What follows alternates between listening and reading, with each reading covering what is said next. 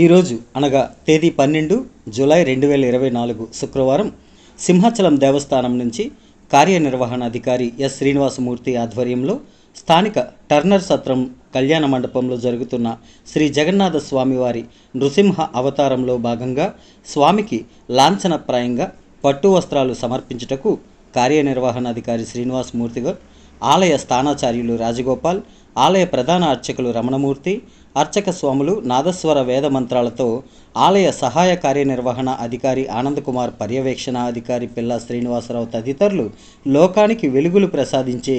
ఆ జగన్నాథ స్వామి తన దివ్య అవతారాలతో కనువిందు చేస్తూ అవతారాల్లో ముఖ్యమైన వరాహ నరసింహ అవతారాల్లో భక్తులను కనువిందు చేస్తున్న సందర్భంగా జగన్నాథ స్వామికి సింహాచల దేవస్థానం తరపున